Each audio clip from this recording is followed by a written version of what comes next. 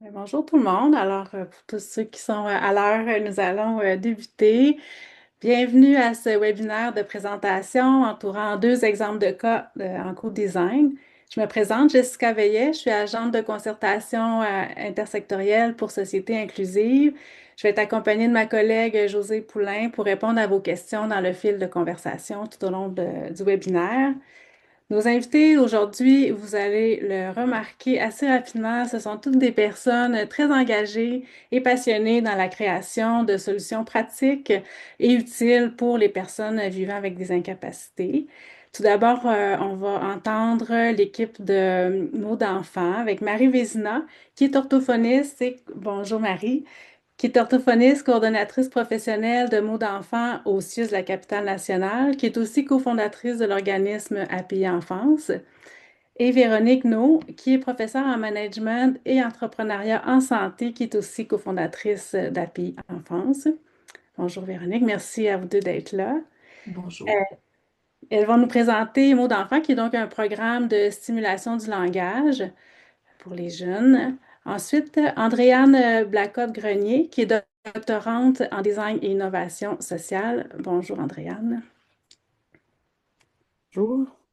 Et Geneviève Saint-Germain, qui est directrice générale de l'Association du Québec pour enfants avec problèmes auditifs de Québec métropolitain, donc la CEPA.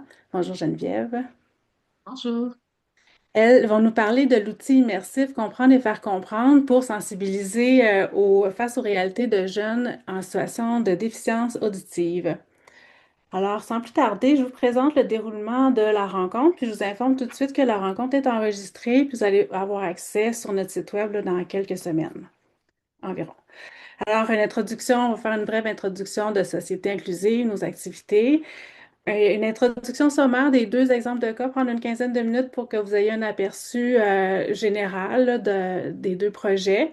Ensuite, plus en détail, mots d'enfant avec une période de questions. Va suivre comprendre et faire comprendre avec même chose, une période de questions.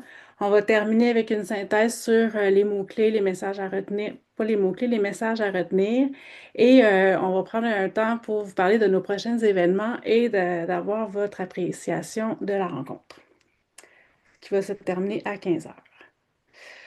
La mission de Société inclusive, donc, c'est de mobiliser, rassembler les acteurs et actrices des milieux universitaires et communautaires pour développer des projets de recherche participative qui visent à créer des environnements physiques et sociaux qui soient plus inclusifs pour les personnes vivant avec des incapacités. C'est notre mission. Et on fait ça. Oh, OK. On fait ça donc avec un ensemble de partenaires qui sont porteurs de l'initiative grâce aux fondations Azrieli et la fondation Mirella Lino Saputo, avec un ensemble d'organismes et du milieu de la recherche, des centres de recherche également.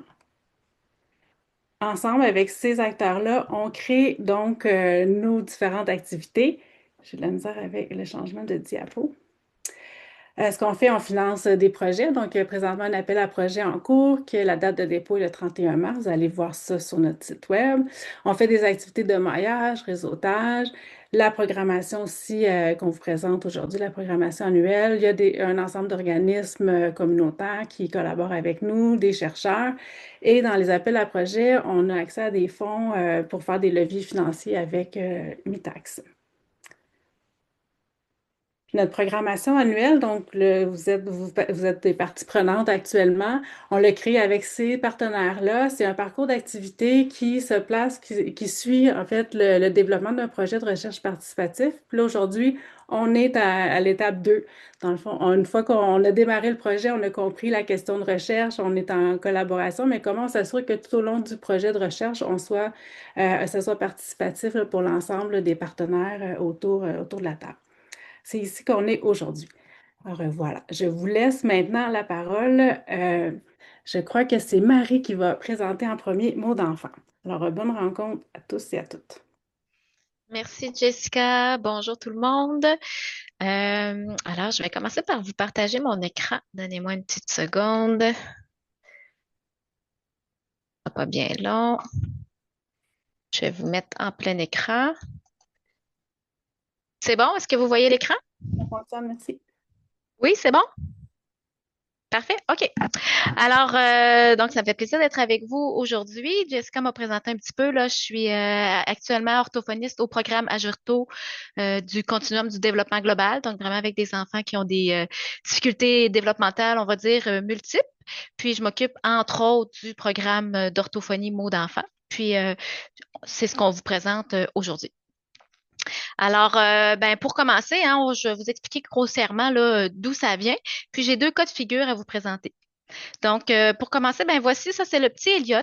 Évidemment, la photo et le nom, ce sont pas les vrais pour des fins de confidentialité, mais ce sont quand même des vrais cas que je vous présente. Donc, le petit Elliot, ben, c'est un enfant de 3 ans qui est suivi en protection de la jeunesse là, en raison de négligence parentale importante.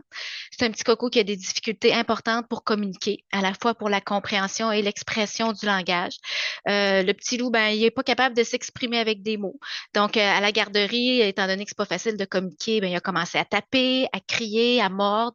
Il fait beaucoup de crises. À cause de ça, ben, il est rejeté par ses pairs. Hein. Il a de la difficulté à socialiser, à interagir. Il se fait toujours chicaner. Sa maman, ben, on lui a conseillé d'aller consulter en orthophonie là, à plusieurs occasions, mais c'est une femme qui se méfie des professionnels de la santé parce qu'elle s'est souvent sentie jugée. Par conséquent, ben, elle ne donne pas suite aux recommandations. Le petit Elliot va bientôt rentrer à l'école. Malheureusement, ben, les difficultés langagières ne vont pas disparaître. Donc, on sait à l'école là, qu'il est à risque là, de éventuellement de décrocher, mais ça va affecter ses apprentissages scolaires, ça va affecter la socialisation avec les pairs, ça va affecter son estime de soi. Puis, il faut comprendre un petit peu la maman au travers de tout ça. Là. Elle aime beaucoup son enfant, mais elle-même, c'est une femme qui est aux prises avec plusieurs difficultés personnelles. Hein. C'est une femme qui a des problèmes de toxicomanie, de santé mentale, entre autres. Donc, c'est pas juste une question de confiance. Là. D'un autre côté, elle n'est pas capable de s'engager dans le processus d'intervention de son enfant. Maintenant, je vous présente un autre cas. Ici, c'est la petite Rose. Rose, elle a 3 ans et demi. Elle, c'est une enfant, je vous dirais, issue d'une famille régulière, donc sans facteur de vulnérabilité particulier. Elle aussi, elle fréquente une garderie. C'est une enfant qui n'a pas de problème de comportement. Donc, elle comprend quand même assez bien. Elle suit les autres dans la routine. Elle va imiter les amis. Par contre, c'est une enfant qui parle très, très peu, en fait, qui ne parle pratiquement pas. Une enfant qui est très timide, donc depuis presque toujours, on met ça sur le dos de son tempérament, de sa timidité. Mais là, 3 ans et demi, l'éducatrice est de plus en plus inquiète du fait qu'elle ne parle pas beaucoup. Elle en a parlé avec les parents qui eux aussi commencent à s'inquiéter de plus en plus. Mais depuis qu'elle est petite, hein, ce qu'on leur dit, c'est ah ben Rose est super intelligente, le langage c'est variable d'un enfant à l'autre, ça va débourrer, il faut pas s'en faire. Mais là, 3 ans et demi, eux autres aussi, là, ils commencent à être inquiets. Donc, ils ont décidé, avec la recommandation du milieu de garde, d'aller faire une demande en orthophonie. Ils ont appelé à leur CLSC et c'est là qu'ils ont appris qu'il y avait des délais de près d'1 an et demi avant que Rose puisse recevoir les services d'une orthophoniste. Donc, malheureusement, la petite Rose, elle aussi, va rentrer à l'école. Elle n'aura presque pas eu de service. Les difficultés langagières vont être encore présentes et malheureusement, ça va avoir des impacts là, importants sur son cheminement scolaire. Donc, probablement que je vous surprends pas si je vous dis que des cas comme Elliot et Rose, il y en a beaucoup. Donc, si je regarde là, quelques statistiques, là, même qui datent là, pour certaines, pour les signalements là, qui sont pris en charge là, à l'application des mesures, en fait, pas juste les signalements, mais vraiment les dossiers qui sont pris en charge en protection de la jeunesse. On a plus de 10 000 enfants par année qui vont être pris en charge. Parmi ceux-là, on a presque la moitié des enfants qui ont des problèmes de langage et malheureusement, très peu d'entre eux vont recevoir des services d'orthophonie pour un ensemble de facteurs. Puis si je regarde du côté des clientèles plus générales ou plus universelles, on sait qu'on a 15 à 20 des enfants qui vont rencontrer des difficultés scolaires avant de rentrer à l'école. C'est vraiment important. On sait aussi que dans les enfants qu'on les demande qu'on va recevoir là, à Agirto, on a plus de 80 des demandes qui vont être en lien avec les difficultés langagières des enfants. Et tout ça, ben, c'est préoccupant parce que c'est également reconnu que les difficultés d'apprentissage scolaire sont vraiment liées aux difficultés langagières précoces. En fait, 80 des problèmes d'apprentissage seraient en lien avec des difficultés langagières en bas âge.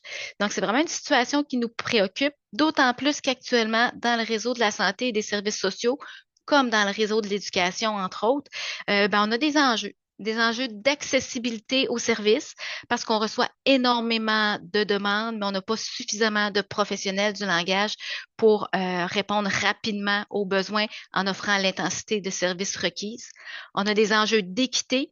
Ici, je pense surtout à nos clientèles vulnérables. Donc, par exemple, la famille d'Eliott, hein, on sait que plus nos clientèles sont vulnérables, plus elles ont de la difficulté à adhérer aux services, plus elles vont décrocher pour différentes raisons. Puis, on a aussi un enjeu de rétention pour toutes nos clientèles, mais encore plus pour nos clientèles vulnérables, des clientèles qui sont déjà difficiles à accrocher pour leur offrir des services, mais qui vont avoir tendance à décrocher. Par exemple, s'il y a un changement d'intervenant, si les services ne sont pas offerts près de chez eux, etc. Tout ça fait en sorte, malheureusement, qu'il y a beaucoup d'enfants qui auraient besoin de services de stimulation langagière, mais qui n'en reçoivent pas avec l'intensité qui serait requise.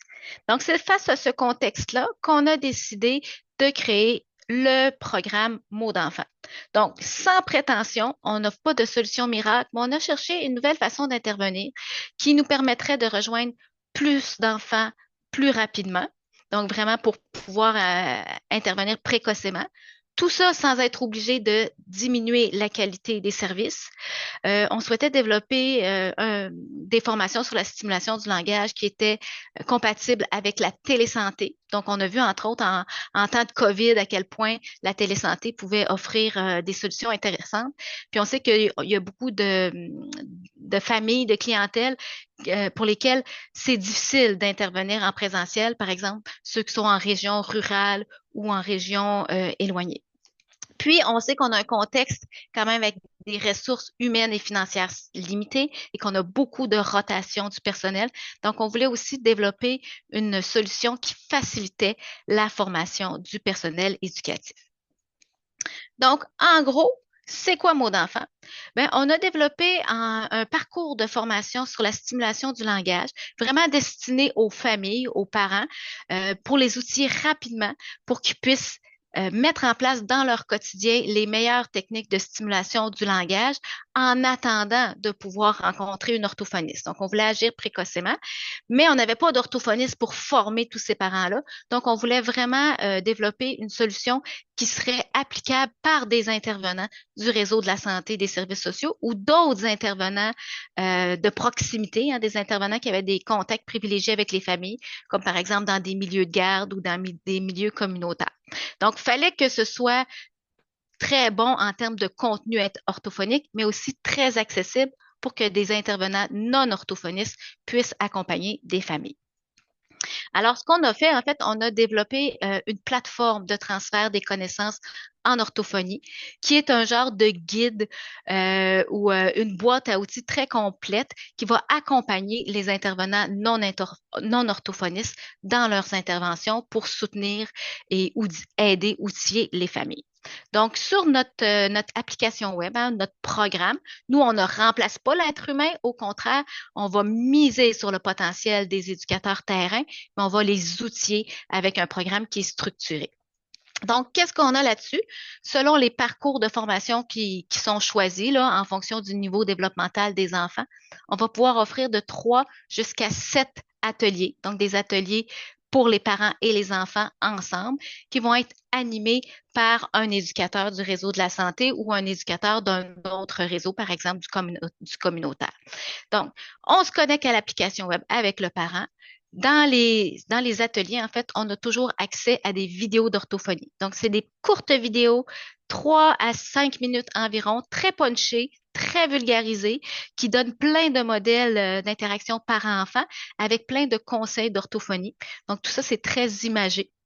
Les gens peuvent s'identifier. Donc, à travers ces capsules vidéo-là, on va apprendre des stratégies de stimulation du langage. Il va y avoir des activités pratiques pour mettre tout ça en application avec les rétroactions positives de l'intervenant qui accompagne les familles.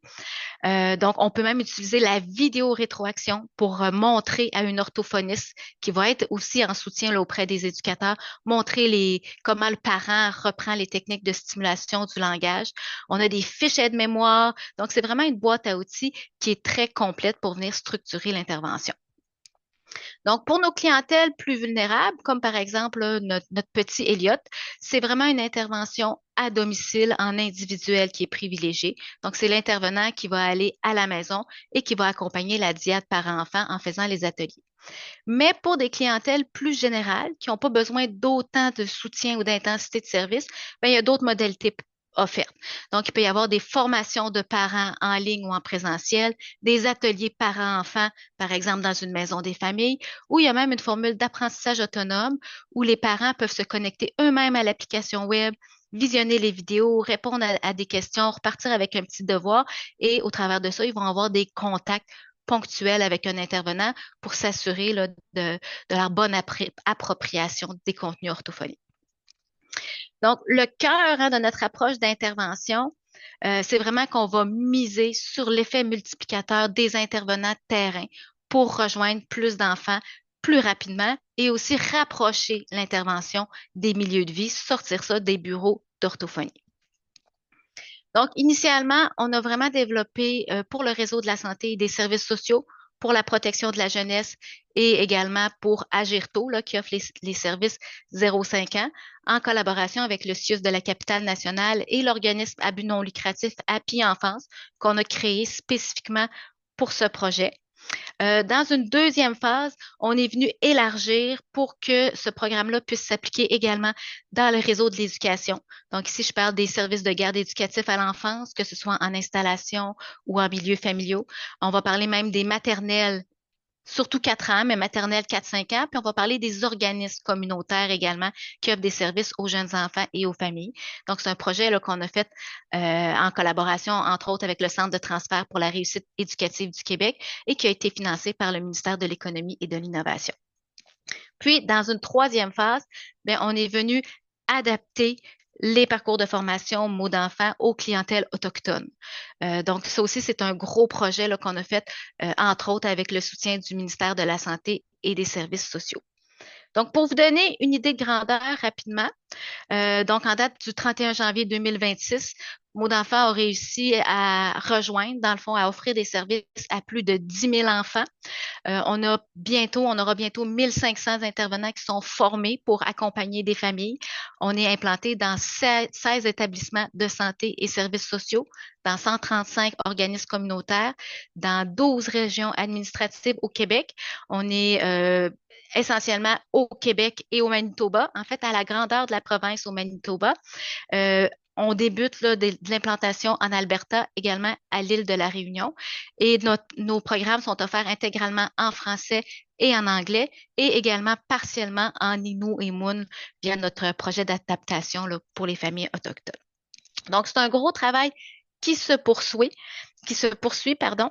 Donc, c'est sûr qu'on a encore plein d'étapes, hein, plein de projets de recherche et développement. Donc, entre autres, là, grâce à l'intelligence artificielle, on est en train de traduire tous nos vidéos de stimulation du langage, on en a plus d'une vingtaine, dans bientôt 10 langues, 10 nouvelles langues, dont l'arabe, l'espagnol, pour pouvoir mieux offrir des services, mieux desservir en fait nos clientèles allophones ou immigrantes pour qui l'accessibilité aux services est encore plus difficile à cause des barrières de langue notamment. Donc, on continue les adaptations pour les milieux scolaires. On a un projet là, de recherche qui est en cours en lien, en collaboration avec le Centre de recherche universitaire pour les jeunes et les familles. Puis, on a d'autres projets d'adaptation, par exemple pour les clientèles avec un trouble du spectre de l'autisme, mais on est encore en recherche de financement. Je vous dirais que tout ça, ça prend énormément de travail pour soutenir le déploiement, l'implantation. Donc, on continue d'accompagner nos milieux cliniques. Hein. Tout ça, ça vient avec énormément de gestion du changement. Il y a des formations à faire. Il faut animer des communautés de pratique. Donc, c'est vraiment un travail continuel pour garder ça vivant. Puis, je vous dirais qu'une autre étape clé, en fait, mais qui est continuelle, c'est qu'il faut continuellement faire la démonstration d'impact pour garder léger à mobiliser, mais aussi pour avoir le soutien de bailleurs de fonds. Donc, les évaluations d'implantation de programmes, les statistiques, les représentations auprès de Santé Québec, entre autres. Donc, c'est toutes des choses qu'il faut maintenir là, pour garder un projet vivant. Donc, j'achève ma petite présentation, mon introduction.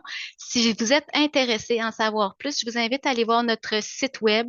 Donc, il y a beaucoup de choses qui sont à accès réservé, mais on a aussi du beau contenu là, en ligne, accessible gratuitement pour tous, dont un atelier sur les langues et les cultures autochtones, des vidéos de sensibilisation ou d'information sur le langage, des grilles de détection des difficultés langagières. Donc, n'hésitez pas à venir voir ça. Puis, on a une vidéo, ça s'appelle C'est quoi mot d'enfant? Où vraiment, là, vous allez avoir là, en quelques minutes un portrait là, de notre parcours de formation. Alors, je vais rendre la parole à Jessica. Merci Marie pour cette présentation très éclairante sur ce que vous avez fait, ce que c'est le résultat que vous avez obtenu.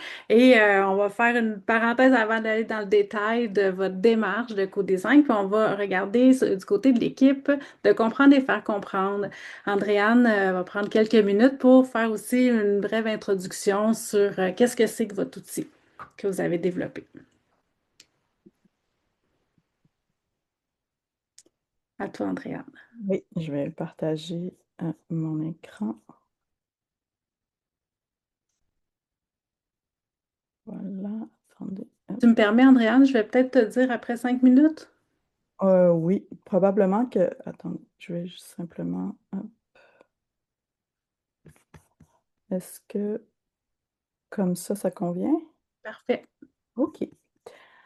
Donc, mon introduction, peut-être, elle sera, elle sera différente parce qu'on est vraiment, disons, par comparaison de projet, à un niveau, disons que le projet débute. Donc, pour vous mettre en contexte, moi, je suis, comme Jessica l'a dit, je suis doctorante en design et innovation sociale. Je serai bientôt plus doctorante. Donc, le projet a émergé de ma recherche doctorale. Donc, la dernière étape, disons, du projet s'est réalisée avec la KEPA et l'appui de Société inclusive. Donc, pendant une année, j'ai travaillé en collaboration avec Geneviève de la KEPA pour encore faire des tests. Donc, nous, on est vraiment à l'étape de tester le dispositif, de le mettre en forme de l'adapter au milieu, d'encore tester avec des participants. Donc c'est vraiment un niveau différent, là. Je veux juste le spécifier parce que par comparaison, nécessairement, le déploiement n'est pas le même. Mais donc, en quoi ça consiste, comprendre et faire comprendre? L'objectif est de faire comprendre la perception sonore des personnes qui sont sourdes et implantées cochléaires. Dans un premier temps, c'était seulement des personnes sourdes et implantées cochléaires aux personnes qui sont normo-entendantes. Puis, en étant partie prenante de la KEPA, et bien sûr, on a élargi aux personnes appareillées. Donc, comment faire comprendre la surdité, une situation qui est invisible, c'est pas un handicap ou euh, une manière de percevoir le monde qui est visible. Donc, j'ai cherché différentes manières de faire comprendre la surdité à des personnes qui sont entendantes, qui doivent entrer en contact avec ces personnes-là, mais en étant à même d'avoir, c'est ça, une meilleure compréhension de leur situation. Donc, comme pour ma part, je suis à la base artiste, documentariste, donc j'ai travaillé beaucoup autour du son. Donc, comment mettre en opposition le son et le silence, en fait, ou le son singulier. Donc, il y a différents ateliers qui ont été faits, puis c'est ça que c'est ce que je vais vous raconter, en fait. Donc, c'est vraiment le travail de recherche jusqu'à la mise en place du projet dans je vais dire la réalité, mais en tout cas dans la réalité d'un organisme, d'une association comme l'AKEPA, puis éventuellement propager ce type d'atelier à d'autres milieux du loisir, des milieux professionnels et tout ça. Donc ça, c'est comme l'ambition de départ.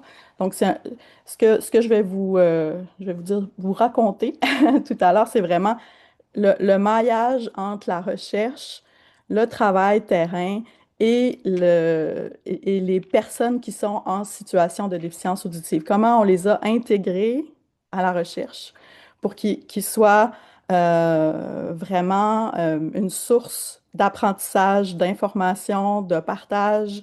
Puis la recherche, elle s'est faite sur euh, à peu près 5 ans. Donc, vraiment côtoyer les personnes qui vivent la situation, puis faire des ateliers, donc qu'il y ait vraiment un réel maillage, puis une recherche d'informations, euh, plutôt que de se présenter comme des chercheurs qui sont en haut de la pyramide, puis qui vont regarder.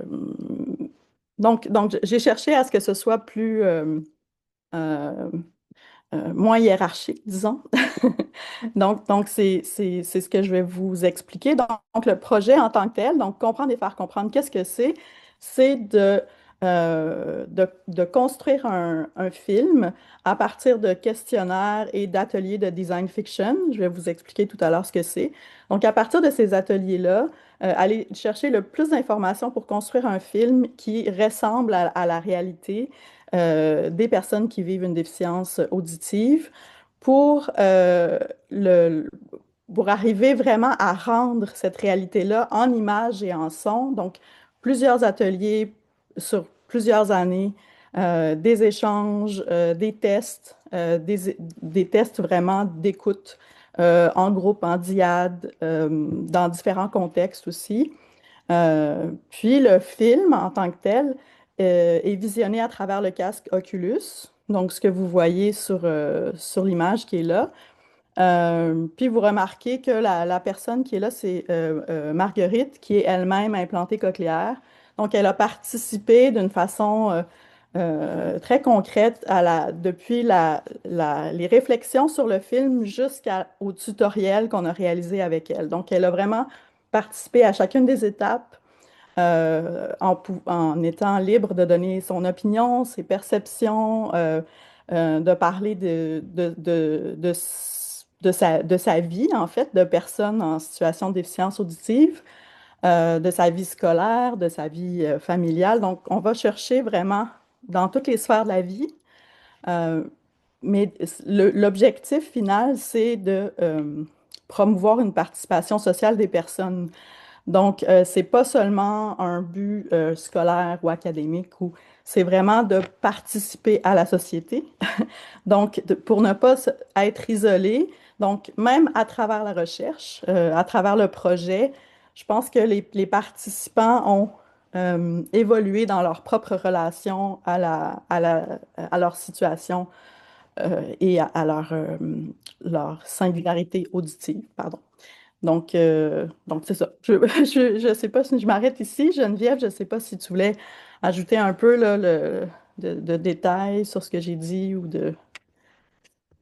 si tu veux. Je pense que tu as bien expliqué qu'on travaille en par et pour, donc pour les personnes sourdes, par les personnes sourdes et malentendantes.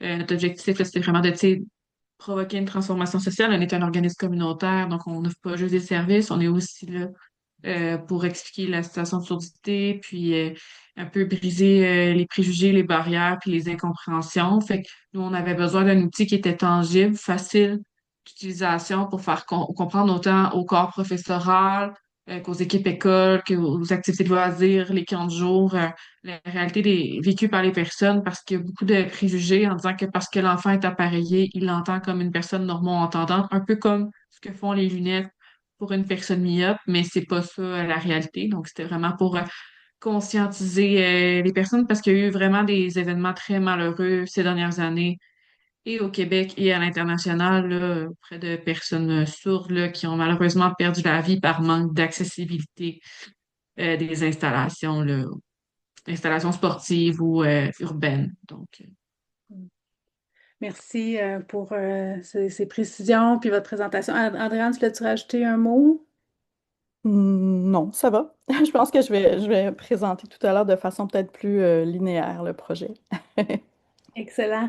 Merci. Ben, tu as bien fait de rappeler aussi, en fait, ces deux projets, deux exemples de cas, mots d'enfant et comprendre et faire comprendre, qui se situent à deux niveaux, à deux moments différents.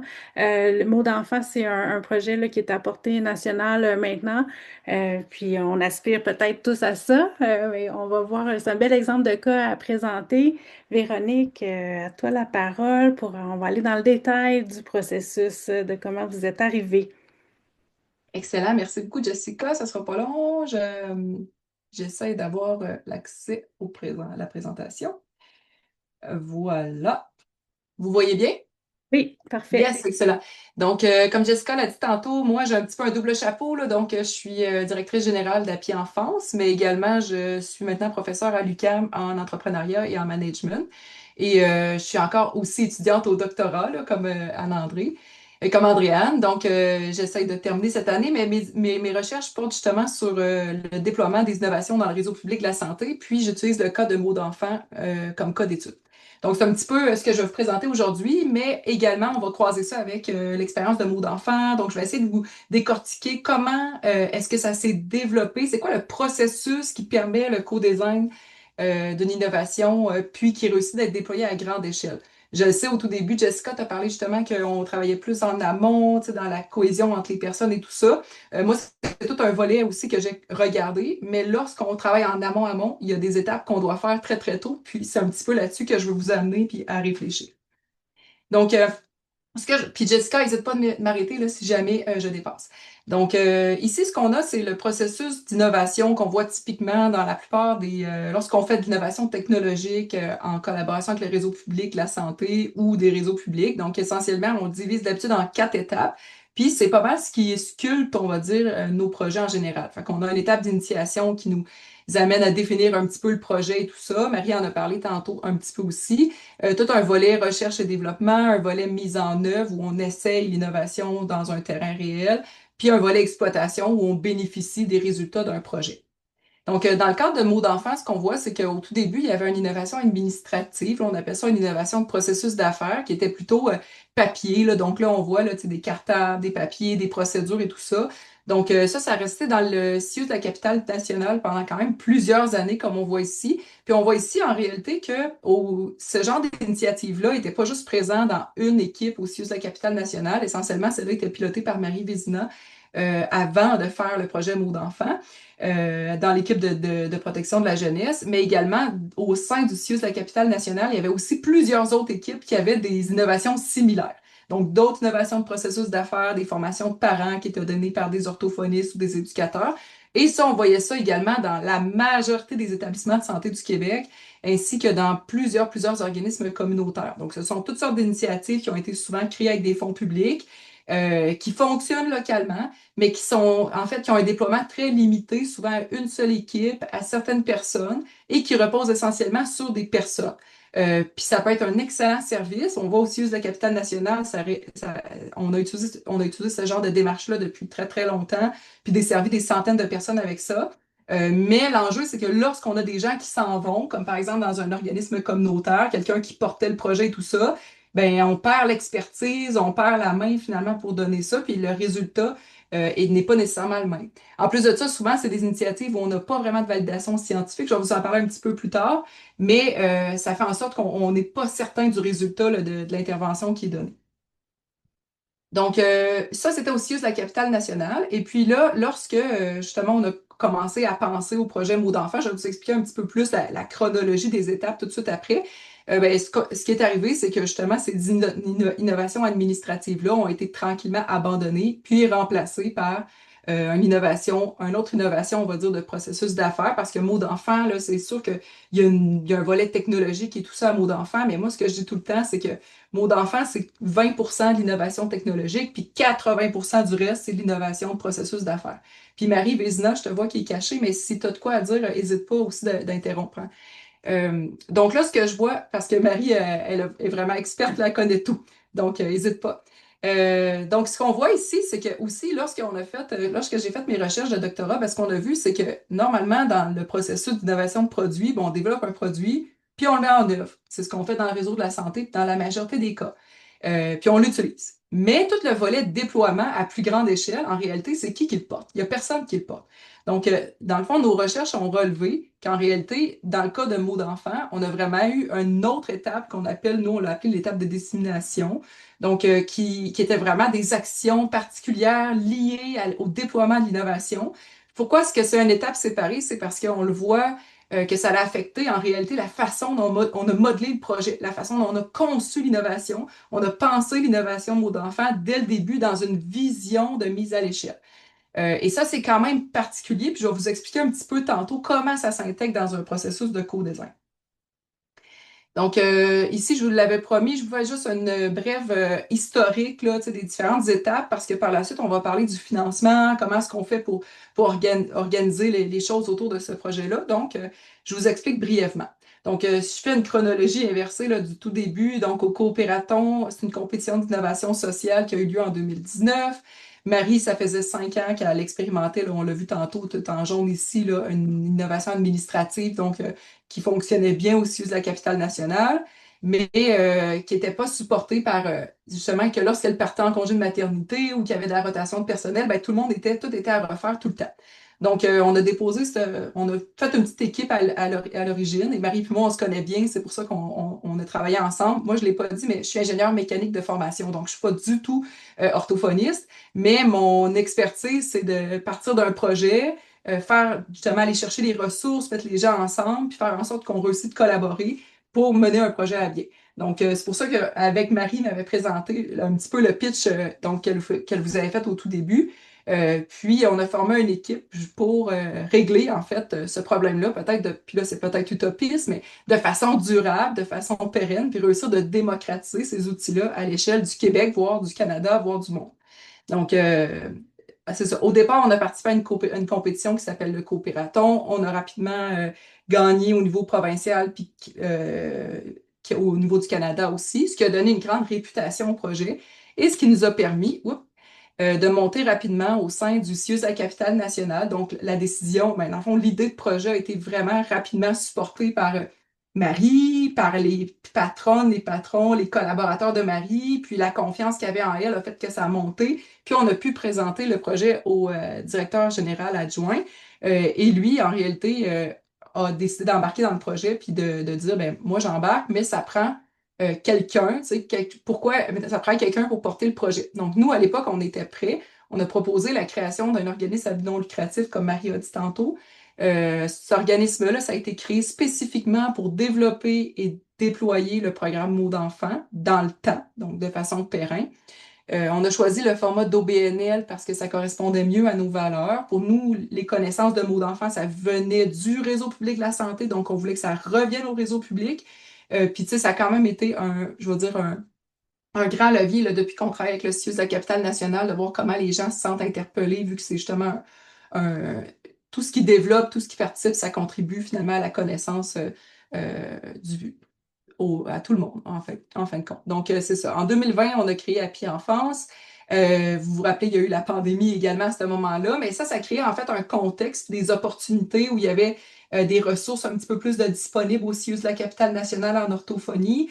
Donc, le CIUS a pu libérer des ressources pour permettre de faire certaines étapes de prototypage. Au tout début, là, le prototypage de mots d'enfant, il faut savoir, c'était pas très technologique, là. Marie et moi, on était dans son sous-sol avec une caméra, puis là, on a appris à filmer. Au tout début, on ne savait pas filmer avec une caméra professionnelle, donc on a engagé des vidéastes professionnels pour nous aider à filmer tout ça. Au tout début, j'avais acheté un espèce de fond de tissu vert qu'on avait installé au sous-sol avec des lumières. Puis là, on filmait Marie sur le fond vert, puis là, on testait des choses. Donc, en gros, ça ressemblait à ça au tout début, le prototypage. Mais lorsqu'on l'a montré au CIUS de la capitale nationale, malgré le fait que ce soit fait un peu comme on peut, mais Marie et moi, il faut dire qu'on est des artistes quand même, je pense, dans l'âme, là. Marie, je ne me trompe pas en disant ça. Donc, on a toujours aimé faire de l'art et tout ça. Ça a aidé. C'est sûr que le rendu était quand même bon.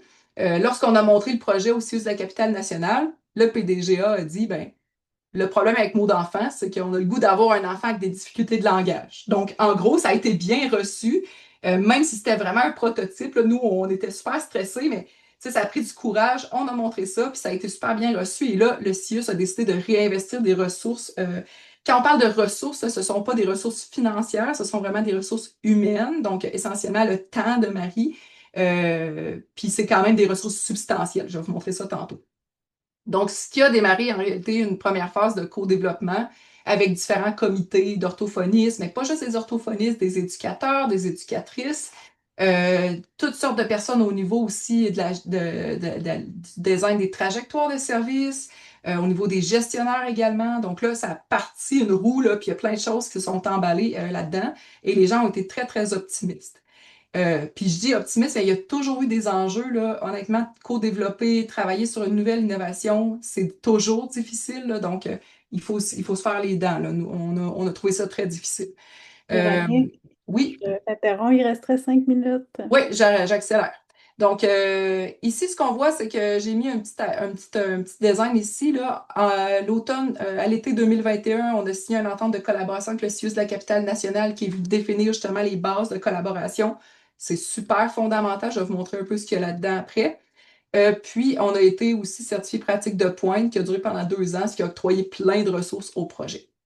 Il y a eu 2 boucles d'essai et après ça, toutes sortes d'étapes d'amélioration continue et de bonification du projet, tout ça, pour nous amener à une mise à l'échelle d'innovation au sein du CIUS de la capitale nationale, puis une phase de dissémination.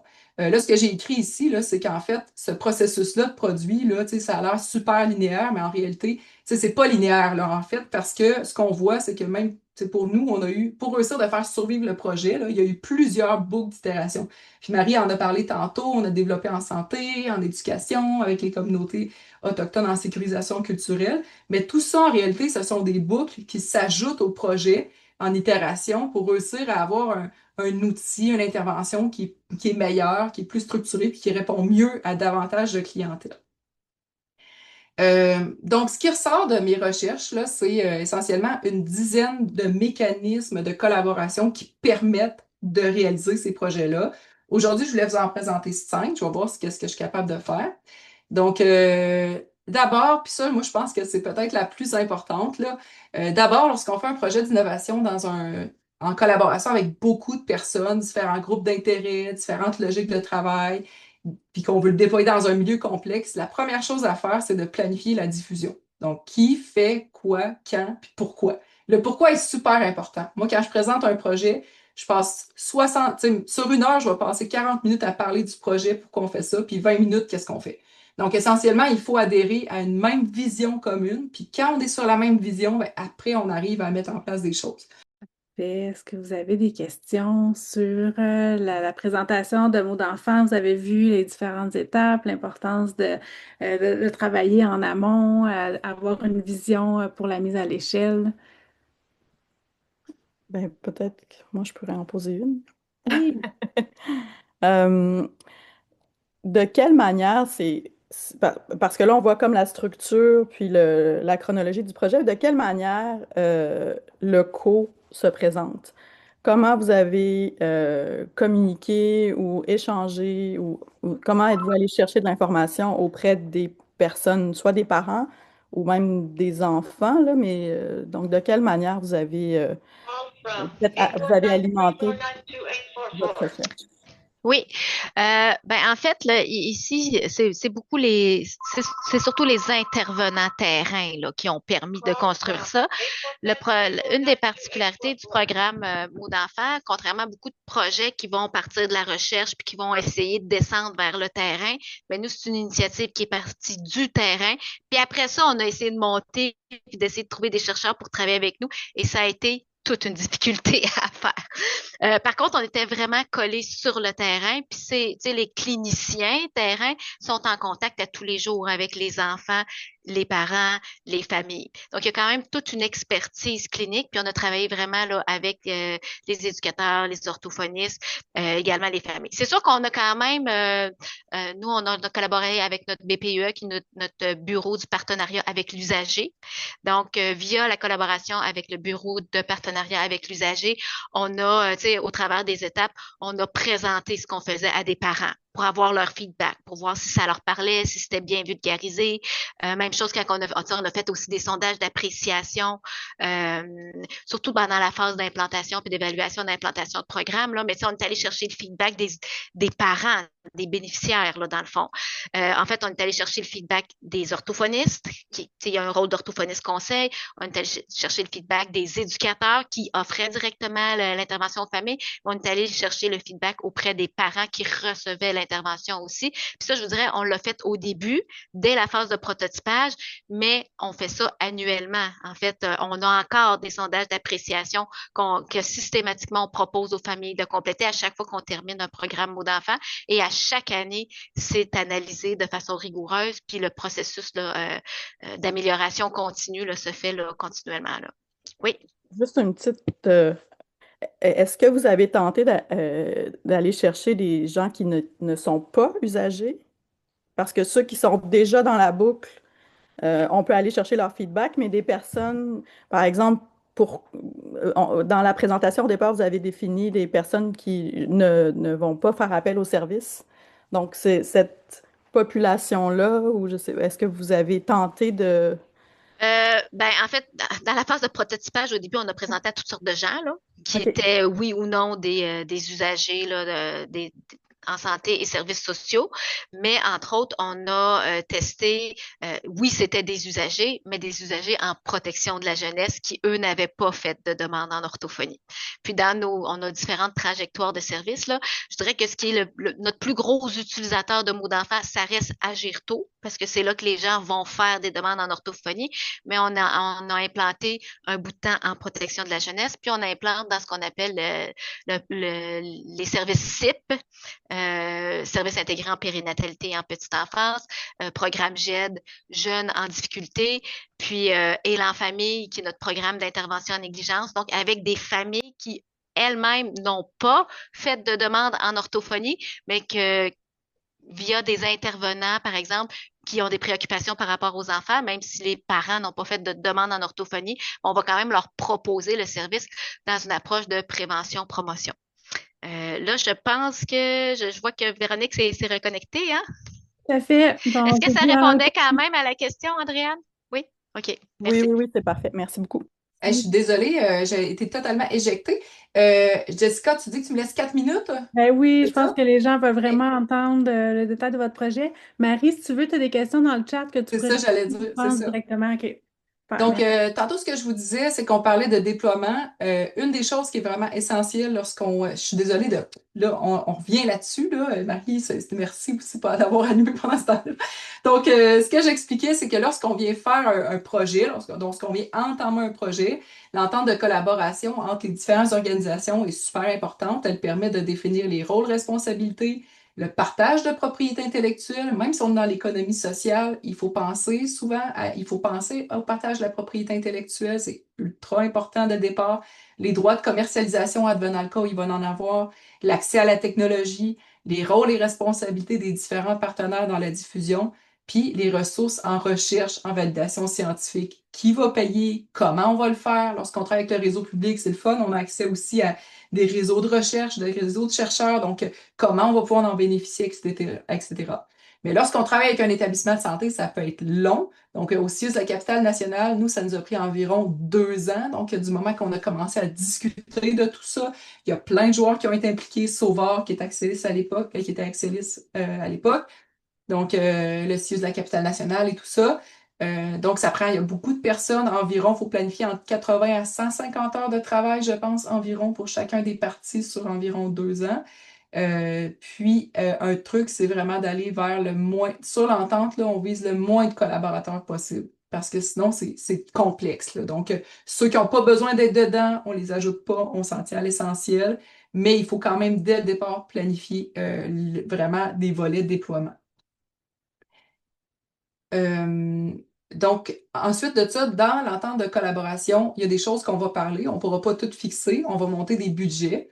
Donc, lorsqu'on travaille avec le réseau de la santé, puis qu'on travaille avec des organismes externes, comme Appui Enfance l'est maintenant, comme par exemple le CESS, le Centre d'expertise en santé de Sherbrooke, qui joue un peu ce rôle-là aussi d'accélérateurs ou de porteurs de projets, et plein d'autres organismes communautaires et d'organismes d'universités aussi qui peuvent jouer ce rôle-là.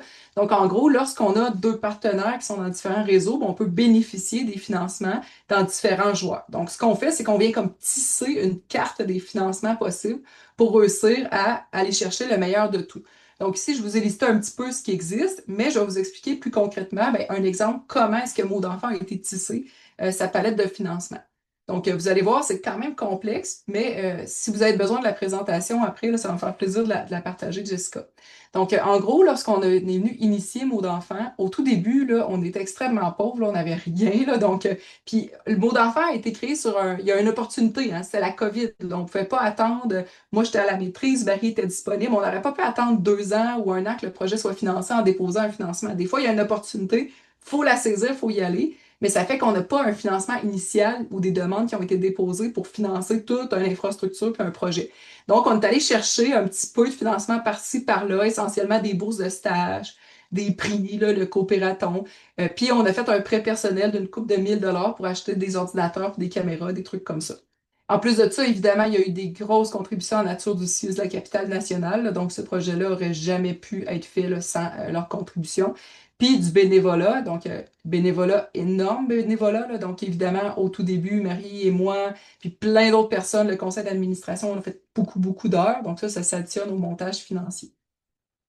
Dans la phase recherche et développement, là, on était plus dans encore des bourses de stage, donc un financement du MEIE un petit peu plus conséquent, des dons, des prix. Donc, on voit qu'encore qu'on a des petits financements au tout début, grosse contribution en nature du CIUS de la capitale nationale, puis le bénévolat. Mais également, il a fallu aller chercher des prêts, donc des prêts institutionnels avec, par exemple, le Réseau d'investissement social du Québec, puis ou le Fonds d'emprunt.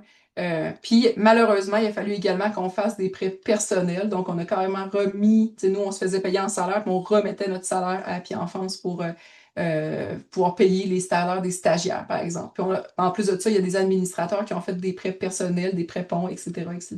Donc, on demande beaucoup de nos entrepreneurs sociaux, bien honnêtement, là. Surtout qu'il n'y a pas de rentabilité nécessairement avec ces projets-là. Là, tu sais, on fait ça pour rendre service à la communauté et aux gens.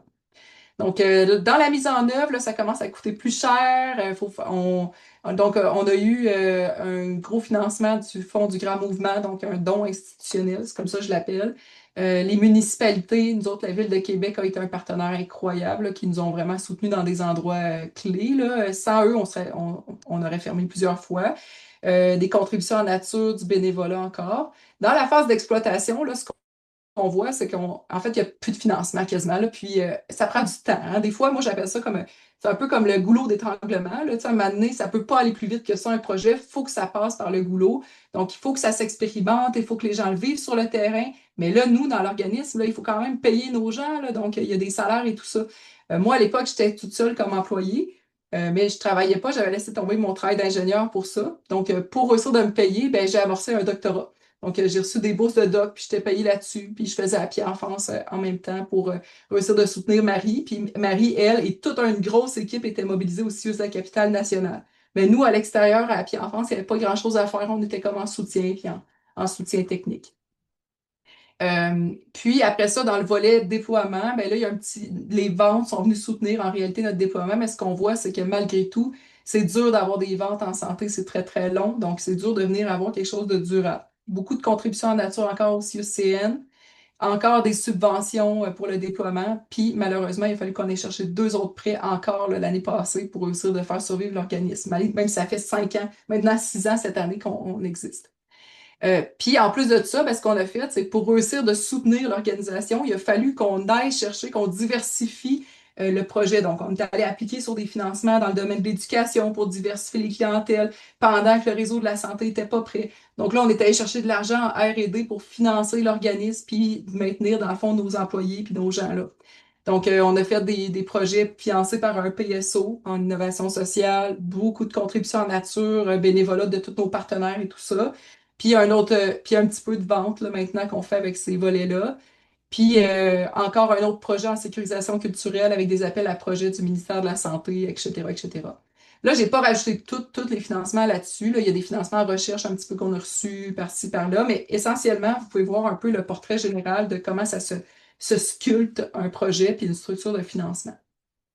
Ça ici, au niveau de la mesure d'impact, là, Jessica, je pense que j'ai plus tant le temps, là, donc on pourra en reparler peut-être une autre fois, mais je pense que c'est pertinent pour Oui, toi. oui, ben, en tout, ben, je dirais 2 minutes. OK. Donc, ce que je vous montre là, en fait, c'est ce qui ressort des conclusions, des réflexions là, liées au déploiement puis à la mesure des projets. Donc, lorsqu'on fait des projets en santé, souvent, là, on s'en tient, puis je dis en santé, mais dans nos milieux communautaires aussi, là. Donc, souvent, on s'en tient à la première étape ici, recension de la littérature, l'observation des utilisateurs, des sondages de satisfaction. Essentiellement, là, la grande majorité de nos interventions là, s'en tiennent à ça. Mais ce que ça permet de faire, ça permet de convaincre l'établissement dans lequel est-ce qu'on implante l'innovation. Fait que c'est un déploiement très, très local, avec une équipe qui repose sur des personnes.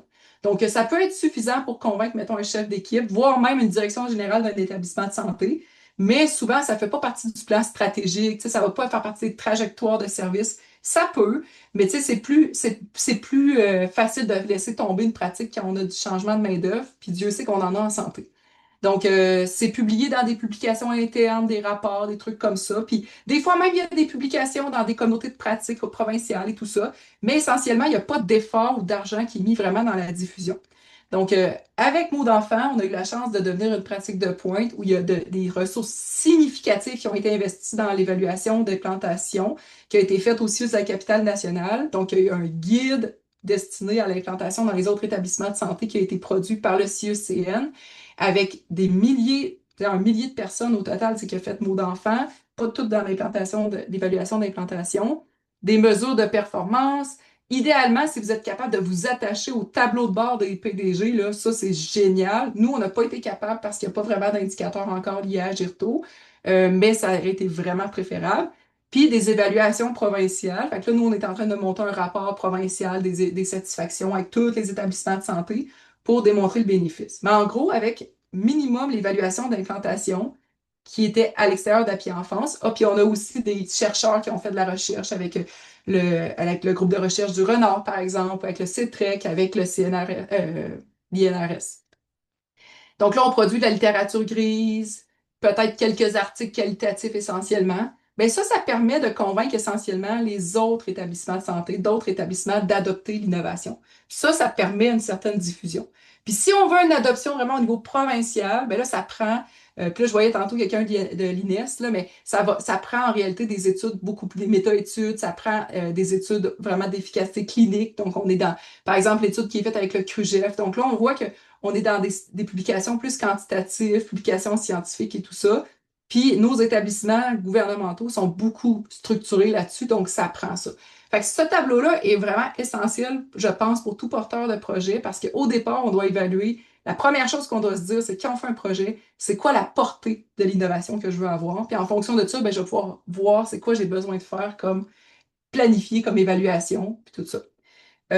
Puis la dernière affaire que j'avais pour vous, là, c'est ça ici, c'est que nous, on est parti du terrain. Donc, de l'expertise clinique, là, de l'incroyable compétence, je trouve, de nos gens du Québec, de nos cliniciens. Mais c'est très difficile de partir de ça, là, du bottom-up vers la recherche. C'est plus facile quand on part de la recherche puis qu'on cascade après. Mais sur le terrain, il y a des enjeux davantage. Nous, là, on a été aspirés par le terrain. Ça a été extrêmement rapide. Donc là, on voit que, mais pour nous, ça a été long de trouver un chercheur. Donc, ça a pris environ 1 à 4 ans de trouver, ça prend environ 1 à 4 ans de trouver, obtenir le financement, trouver un chercheur pour faire de la recherche. C'est super long. Comité d'éthique, 6 à 12 mois, c'est super long. Donc, tu sais, il faut vraiment le planifier d'avance si on veut aller vers ça. Voilà. Donc, c'est ça. C'est tout. Désolée pour le nombre de temps vraiment plus long que planifié. En même temps, ben merci Véronique, parce que justement, c'est un projet là, qui a une grande portée, qui a beaucoup d'ampleur, puis tu nous as bien dressé, ben, avec Marie, vous nous avez bien dressé le parcours là, qui est itératif et très substantiel. Peut-être je te laisserai encore 30 secondes, Véronique, pour le mot de la fin de votre projet. Là. En conclusion, qu'est-ce que tu aimerais que les gens retiennent? Puis après, on va donner le ballon à Andréane. Ben, la conclusion, c'est que la collaboration puis la co-création, c'est vraiment difficile, là. Donc, il y a plein de barrières, mais ça nécessite vraiment beaucoup de créativité.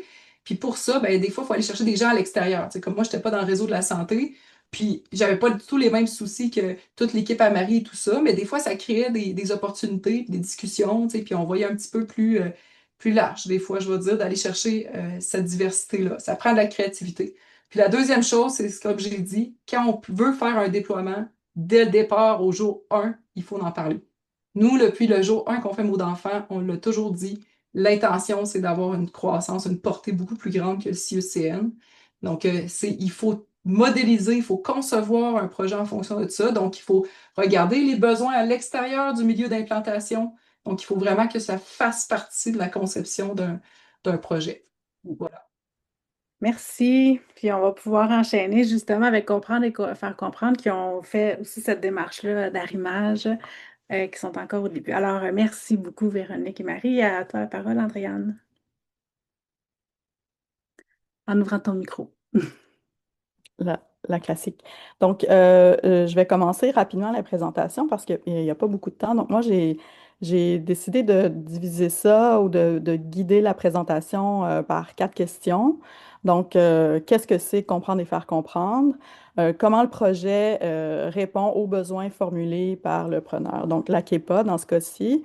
Quels freins techniques, organisationnels, humains, puis quels leviers, donc des protocoles, les conditions d'usage de médiation ont été identifiés lors du travail, en fait, d'arrimage entre mm, mon projet doctoral puis la KEPA, en fait. Puis comment les cycles itératifs, recherche-terrain, transforment-ils à la fois l'artefact, donc le film et les ateliers de design fiction, puis la connaissance qui a été produite à la fin aussi. Peut-être que je n'irai pas tant dans ce détail-là, mais il y aura quand même, à travers les diapositives, des bribes qui vont répondre à cette question-là, qui est intéressante parce que c'est ça qui fait émerger souvent l'innovation. Donc, le mélange de différentes composantes de connaissances, de savoir expérientiel, puis même ce que nommait tout à l'heure Véronique, toute la recherche plus scientifique, je vais dire ça comme ça. Donc qu'est-ce que c'est le projet? En fait, c'est l'objectif du projet, comme je disais, c'est de favoriser la participation sociale des personnes. Puis, ça se fait dans le cadre du partenariat avec la KEPA en opérationnalisant un outil immersif de design fiction. Donc, qu'est-ce que c'est le design fiction? Je vais vous l'expliquer après. Mais gardez ça en tête comme c'est vraiment un guide dans le storytelling, disons, du projet. Donc, bien sûr, c'est une solution technologique, comprendre et faire comprendre, qui permet de sensibiliser de manière plus efficace les proches, les professionnels qui travaillent avec des jeunes en situation de déficience auditive. Bien sûr, ça peut être des adultes. La KEPA a une visée qui est plus axée sur les jeunes, mais ça inclut toujours les parents. Donc, des jeunes en situation de déficience auditive ont la réalité sensorielle de ce dernier. Donc, euh, je, je, je- la KEPA est centrée sur, il y a la surdité, mais dans le cadre de mes études, j'ai développé le concept de transsurdité, puis vous allez le voir apparaître là, durant la présentation. Donc, voilà, je vais essayer de... Si je peux juste faire un commentaire, c'est quand même les enfants qui ont une surdité, là, à 90%, là, leurs parents sont normaux entendants. Donc, il n'y a pas juste une composante génétique, là, c'est la loterie de la vie qui fait en sorte qu'un parent entendant peut avoir un enfant avec une surdité. Oui, c'est important. C'est pour ça que le comprendre et faire comprendre, c'est vraiment comprendre la perception sonore des personnes en situation de déficience auditive aux personnes qui sont.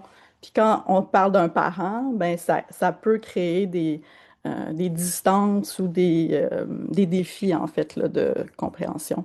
Donc, pourquoi je vous montre cette image-là qui est comme la fin du projet? C'est l'image qui représente un tutoriel qui a été conçu pour que l'outil immersif puisse être pérennisé dans la KEPA. Donc, c'est comme la dernière étape que je vous montre en premier, mais l'image, je trouve qu'elle est parlante. Là, on voit Marguerite avec le casque Oculus. Le projet est issu d'un projet de recherche interdisciplinaire, c'est important de le dire. Moi, je suis ni audiologiste, ni ingénieur, ni, mais j'ai acquis au fil de mon parcours universitaire des compétences dans différentes disciplines. Euh, la dernière étant le design d'innovation. Voilà. Donc, le projet, le nom du film, ça peut donner une piste aussi sur ce qu'est le film, même si vous n'allez pas pouvoir le voir aujourd'hui. Design Fiction, une promenade sensorielle, virtuelle,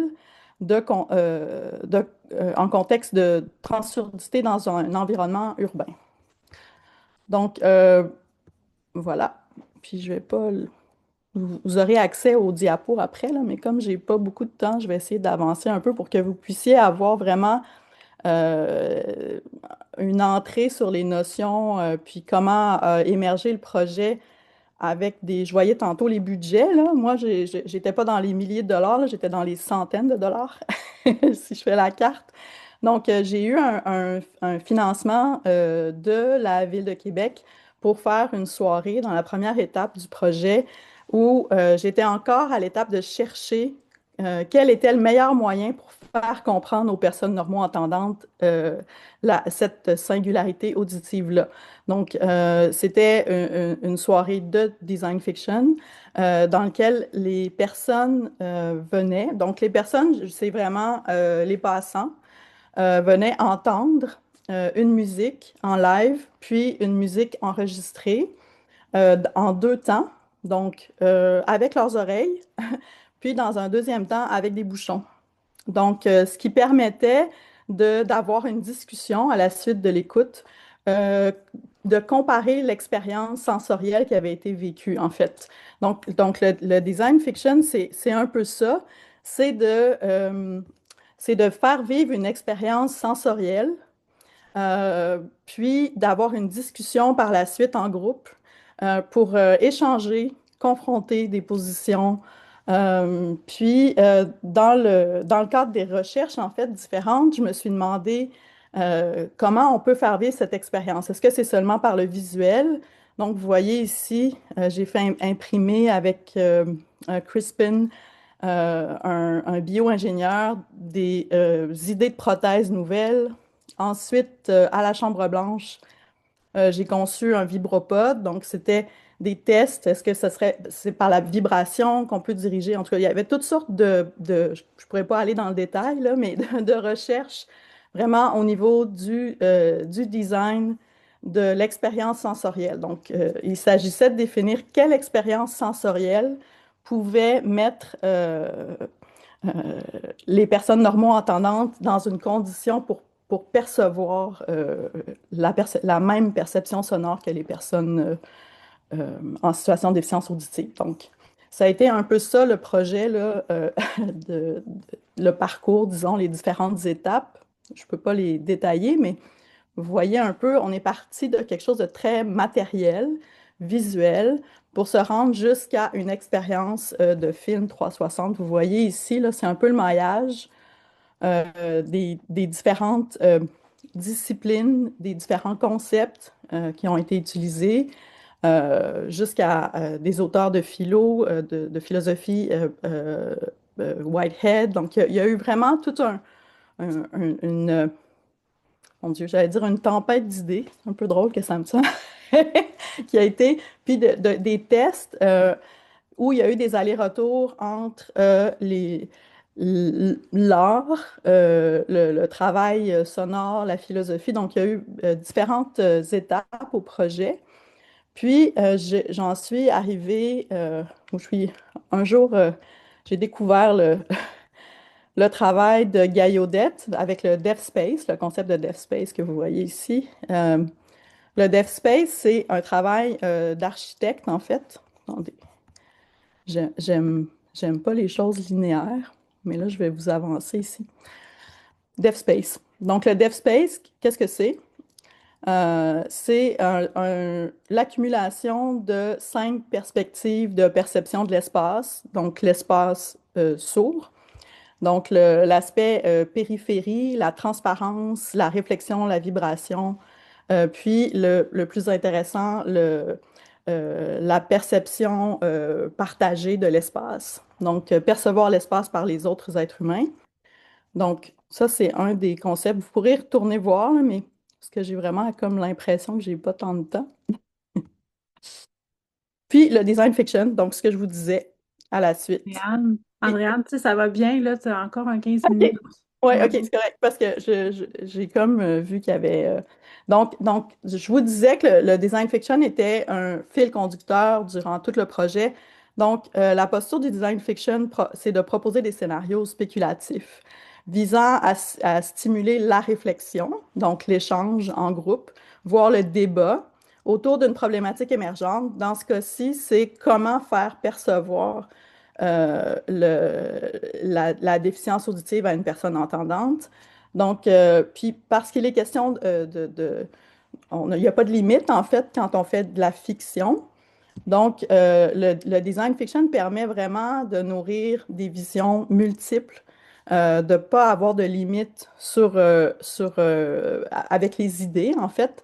Donc, dans ce cas-ci, j'ai fait différentes soirées, comme je disais tout à l'heure, il y avait dans le parc, il y en a eu une autre à la Chambre Blanche, où il était plutôt question de présenter la vibration, donc le son à son état euh, le plus matériel, en fait.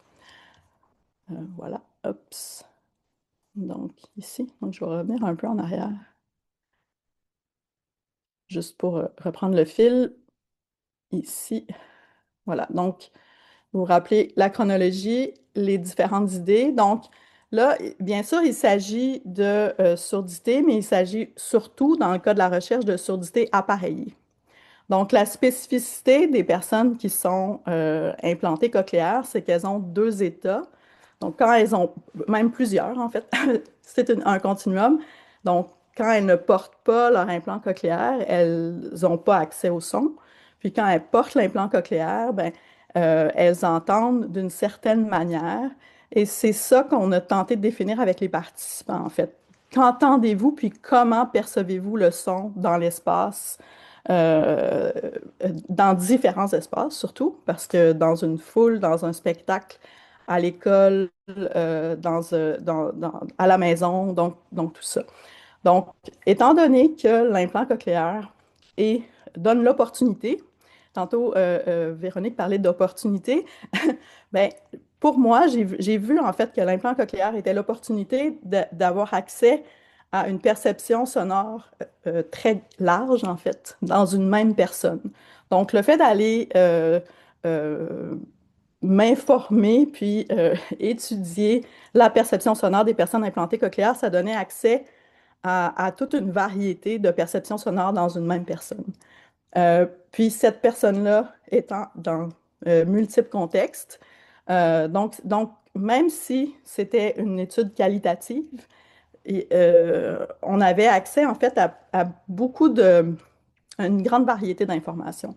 Donc, je ne sais pas si je dois expliquer l'implant cochléaire, là, mais pour la majorité des gens, si c'est clair ou en fait, le son va entrer dans le processeur, ensuite va traverser l'antenne, puis ça passe par l'implant ici comme tel à la partie intérieure. Ensuite, il y a les électrodes, puis la cochlée jusqu'au nerf auditif. Donc, si on coupe l'implant, ben, bien sûr, il n'y a plus rien. Donc, c'est pour ça que j'ai nommé cette euh, euh, manière de percevoir le son la transsurdité, parce qu'il y a un continuum de possibilités, en fait. Selon, oui, le fait de porter l'implant ou pas, mais aussi le contexte lors de la journée, l'état de fatigue, donc tout ça.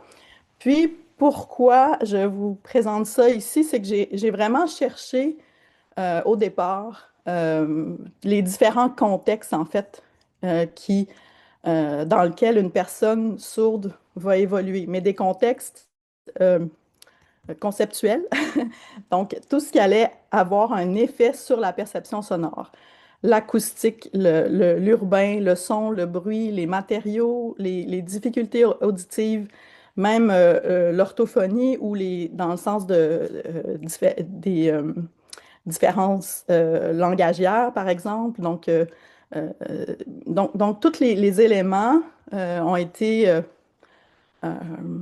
sortis, en fait, je cherchais à comprendre, en fait, qu'est-ce qui entourait une personne sourde. Voilà, c'est un peu le schéma qui est là.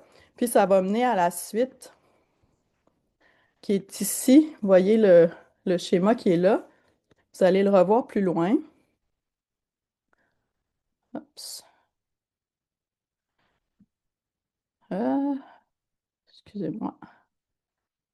Ici. Voilà. Donc, là, on tombe dans quelque chose qui est vraiment la création du film. Euh, à partir des questions que je me suis posées, à savoir où est-ce que la personne sourde, qu'est-ce qui influence une personne sourde dans son audition, en fait. Puis là, à partir des éléments que je vous ai montrés tout à l'heure, puis des éléments qui sont nécessaires à la construction d'un film. Donc, moi, j'ai un background de réalisatrice en télé, cinéma. J'ai été script. Donc, il y a tout un pan de ma vie professionnelle qui est vraiment lié à la production d'images. Donc, puis le regard de la script sur un plateau, je vais vous expliquer rapidement ce que fait une script. Elle est responsable de la continuité. Donc, elle va devoir, dans chaque département, s'assurer que tout est cohérent. Donc, à partir de ces catégories-là, j'ai constitué un questionnaire que les participants auquel les participants ont répondu. Donc, les participants, je les ai vus 4 fois, euh, une à 2 heures à chaque fois sur une période de 3 4 ans. Donc là, on est vraiment là dans une mise en relation de la vivance ou l'expérience des personnes avec ce qu'on a de besoin pour faire un film. Donc, à ce moment-là, je pouvais aller chercher de l'information, puis ça permettait d'entrer dans la discussion de la surdité sans passer par le milieu médical. Donc, on parle de complètement autre chose. Donc, un film, comment on fait un film, une question par exemple, faites le récit d'un événement de votre vie où votre surdité constitue un obstacle à une activité hors de votre résidence. Quelle est cette activité? Mais quand la personne est mise en relation avec la question, c'est dans le but de faire un film. Donc l'approche, puis euh, l'état d'esprit dans lequel elle va être est différent, je dirais.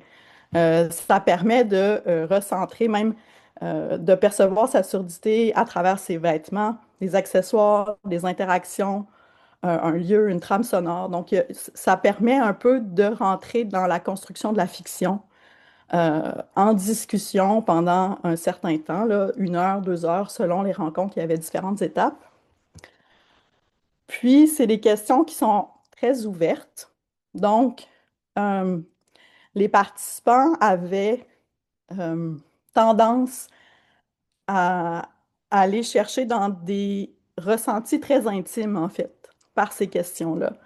Euh, Sans que je guide le sujet c'est très, très ouvert. Puis, souvent, il y avait des anecdotes, donc des exemples très concrets de la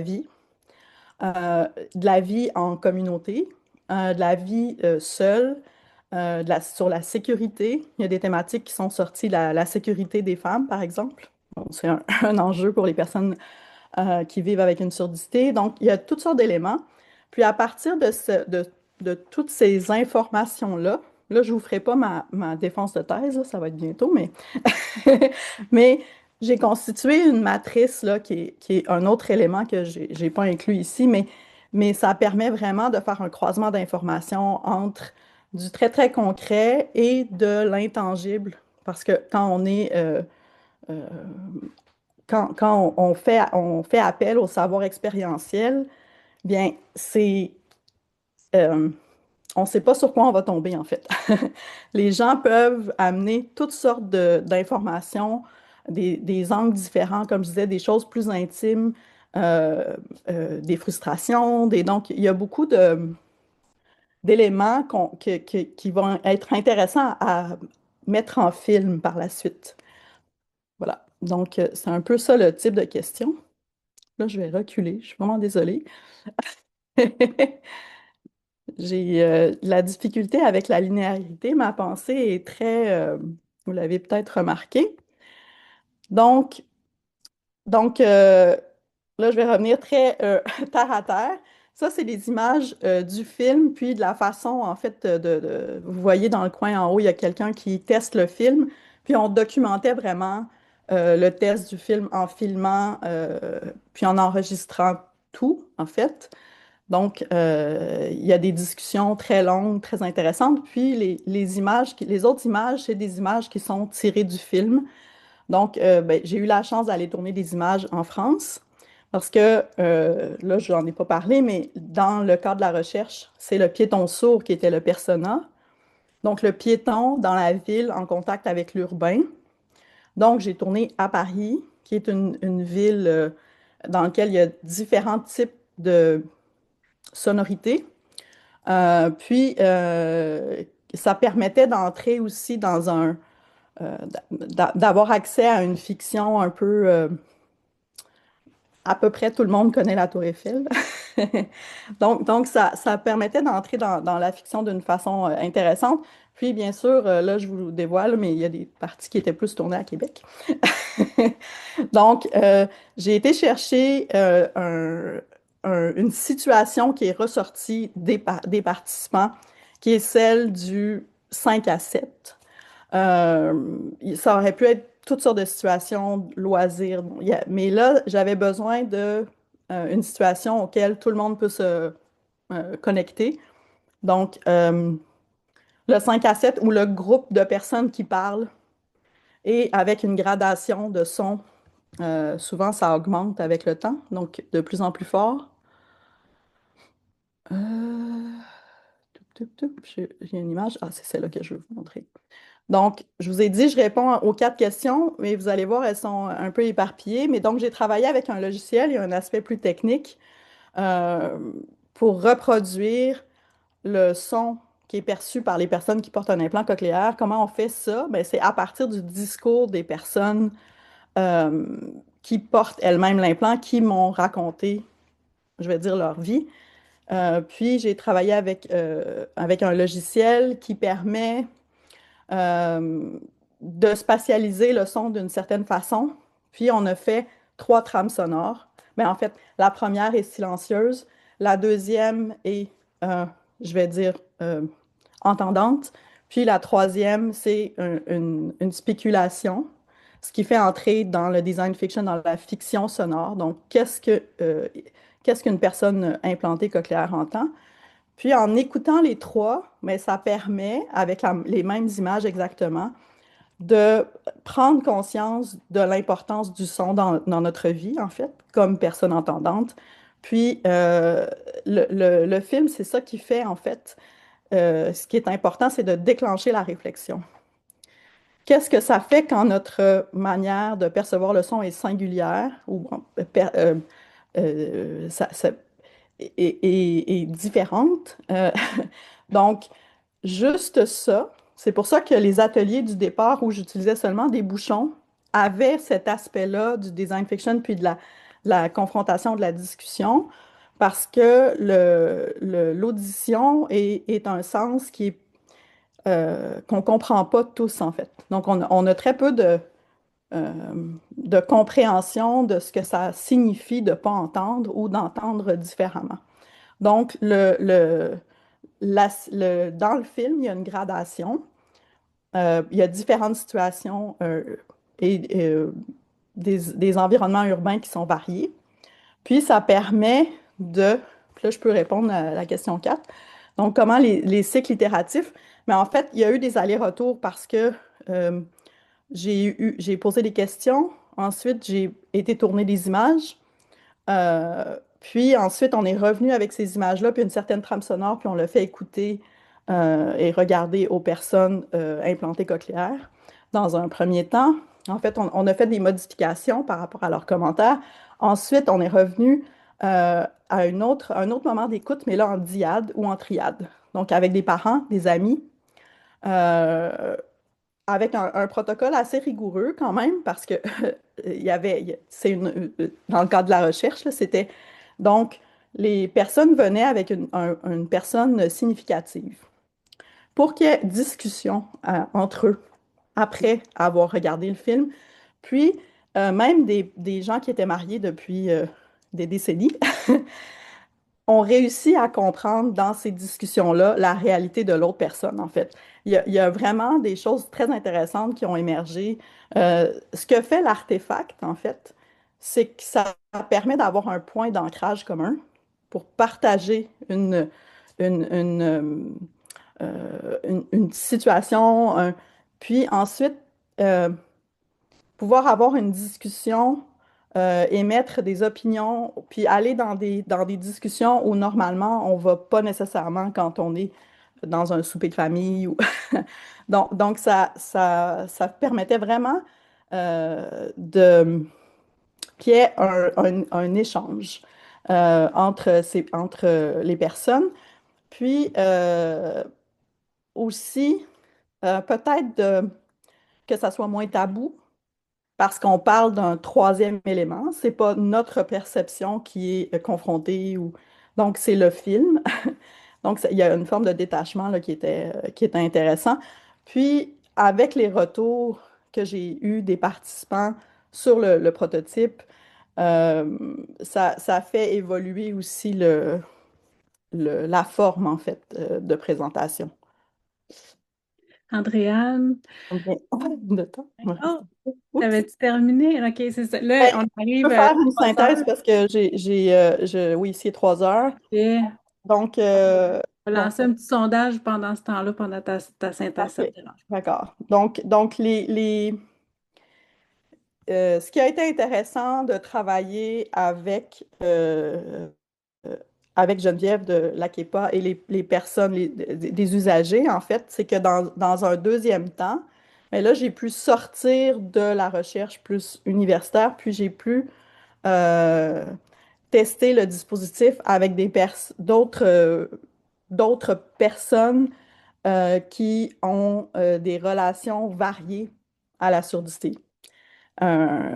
Donc ça c'est ce qui m'a apparu le plus stimulant, je dirais, dans un premier temps. Puis ensuite, le fait de faire évoluer le projet dans d'autres milieux, ça c'est comme la suite, c'est ce que je souhaite. Puis c'est ce qu'on on est en train de faire. Peut-être pour retourner encore plus sur j'allais dire le plancher des vaches, là, mais de travailler à former des personnes qui sont plutôt liées à la sécurité des personnes sourdes dans toutes les différentes sourdités appareillées. Donc ça, c'est un peu le, la suite, ce qui va se passer. Voilà. Je ne sais pas si vous avez des questions. Je sais qu'on n'a plus de temps, là. Oui, ben on va Je devoir suis disponible terminer. après. Ben oui, c'est ça. Tu pourras rester pour ceux qui veulent poser des questions. On va quand même terminer de façon officielle maintenant. Merci, merci beaucoup. En fait, c'est ça, on voulait vous présenter deux exemples différents à différents niveaux pour démontrer l'importance là, et les défis de la participation de nos partenaires tout au long du projet, puis les impacts bénéfices les bénéfices qui ont été présentés par nos intervenantes là, qui sont très riches. Alors, merci Véronique, Marie, Geneviève, Andréane. Un grand merci à vous toutes. Félicitations aussi.